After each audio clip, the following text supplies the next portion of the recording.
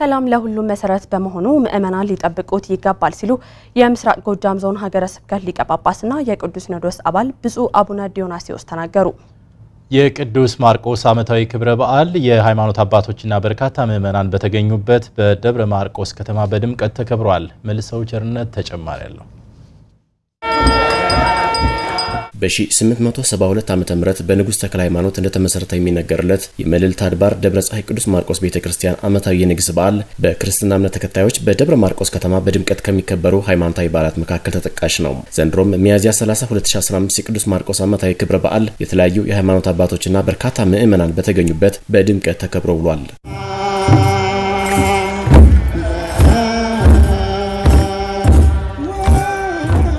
ታቦተ ሕጉም በዘማሪያንና ምእመናን ዝማሬና ሽብሻቦ ታጅቦ ከቅዱስ ማርቆስ ቤተክርስቲያን ወደ ንጉስ ተክለ ሃይማኖት አደባባይ ከተጓዘ በኋላም በተለያዩ ሃይማኖታዊ ስነ ስርዓቶች በዓሉ ተከብሯል።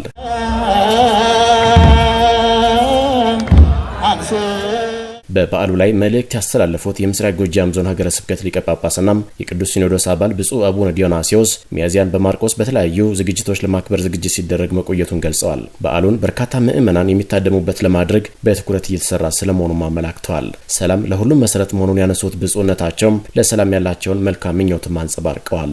በጎንደርም በላሊበላም በመርጦ ለማርያምም በሌሎችም ቦታዎች ከፍተኛ በሆነ ስነ ስርዓት እንደሚከበሩት በዓላት ሁሉ ይሄም በተለየ ሁኔታ መከበር ስላለበት ለዚህ መንግስትም በጀመረው መጠን እንዲገፋበት አደራ እንላለን።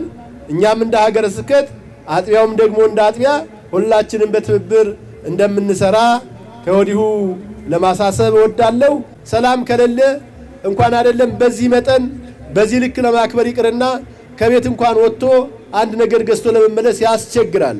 ስለዚህ የሰላም አምላክ ሰላማዊ ኢየሱስ ክርስቶስ ሀገራችንን ፍጹም ሰላም ያድርግልን፣ ህዝቡንም በአንድነት በህብረት በስምምነት ያኖርልን። የመልዕልተ አድባር ደብረ ፀሐይ ቅዱስ ማርቆስ ቤተክርስቲያን ዋና አስተዳዳሪና ያቋቋም መምህር የሆኑት መላከ ፀሐይ መምህር መላክ ጤናው በበኩላቸው በዓሉ ከዋዜማው ጀምሮ በአጫብር ዜማና ቅኔ እንዲሁም በሌሎች ስነ ስርዓቶች በድምቀት መከበሩን ገልጸዋል። ትውልዱም ይህንን ሃይማኖታዊና ባህላዊ ጸጋ ጠብቆ ለቀጣይ ትውልድ ማስተላለፍ ይገባል ነው ያሉት። የምስራቅ ጎጃም ልዩ የሆነው ሀብት አጫብር ዜማ ነው።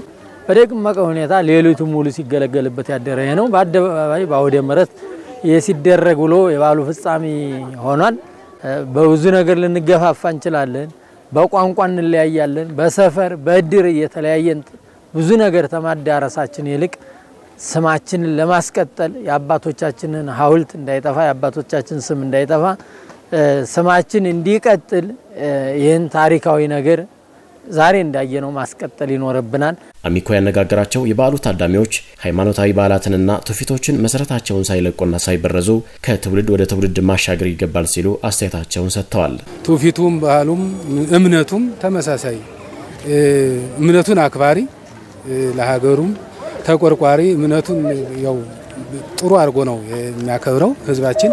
ያው በዚህ መልኩ በጣም ብዙ የየአድባራትና የገዳማት አስተዳዳሪዎችም መምህራንም ታላላቅ ታዋቂ ግለሰቦችም በተገኙበት ያው ያከበርን እንገኛለን ማለት ነው። አንድነትን፣ ፍቅርን፣ መቻቻልን፣ መተሳሰብን የታናሻችንን ታላቆቻችንን ታላቆቹ ደግሞ ታናሾቻችንን እንደዚሁም በአብሮነት በአንድነት መከባበርና መፈቃቀር እንዳለብን ሁለተኛም ደግሞ በበዓላቶች ላይ ተገንተን ደግሞ በዓላቶች ላይ የሚነገሩን ትውፊቶችን ትምህርቶችን እነሱን በመውሰድ በስነ ምግባር ታንጸን አድገን ኢትዮጵያን ከብዙ ዘረኝነት መታደግ እንችላለን ማለት ነው። የደብረ ማርቆስን ብሎም የጎጃምን ሃይማኖታዊና ባህላዊ ትውፊቶች በአግባቡ በማክበርና በመዘከር ለቱሪዝም እድገት የበኩሉን ድርሻ እንዲያበረከት ለማድረግ በቀጣይም ከዘንድሮ በተሻለ መልኩ በታቀደ መልኩ እንንቀሳቀሳለን ያሉት ደግሞ የደብረ ማርቆስ ከተማ አስተዳደር ባህልና ቱሪዝም ተጠሪ ጽሕፈት ቤት ኃላፊ ወይዘሮ የውልሰው ወርቅነህ ናቸው። ብዙ እና ጠለቀ ታሪክ ያለው ሀገር ነው ጎጃም።